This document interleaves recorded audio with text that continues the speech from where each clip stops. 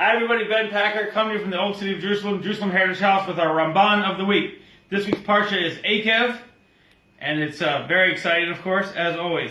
The verse says, "Then you shall remember Hashem, your God, that it was He who gives you strength to make yourself strong," basically. Your strength comes from God. So the Ramban says, "It is a known fact that the Israelites were mighty men, brave men of war." That's a paraphrase from Jeremiah. "For they were likened to lions and to a predatory wolf, and they had vanquished the kings of Canaan in war. Therefore Moses says, if you will think my strength, the might of my hand made all this wealth, you should remember God who brought you forth from Egypt, and there you had absolutely no strength or might of hand.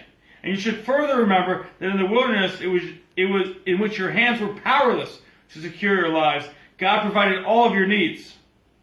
And if so, you should bear in mind that so too regarding this strength that you have is only from God.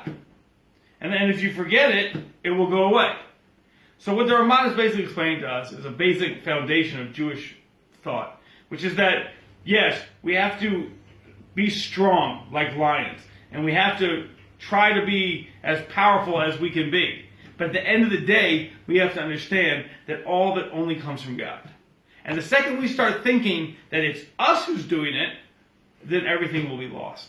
Everything will be lost. It's not just a matter of, it's a very extreme idea. There's no halfway really. You either believe that it's you, or you believe that it's God. Those are the two options. And if you believe it's you, that's not the right decision. You have to believe that the strength comes. That doesn't mean you don't try. It doesn't mean you don't do things. You don't make effort. Of course you do. But at the end of the day, when we were in Egypt, you could make all the effort you want. It wasn't going to work. When you're in the wilderness, there's nothing they could do. They had to acknowledge that it was from God then.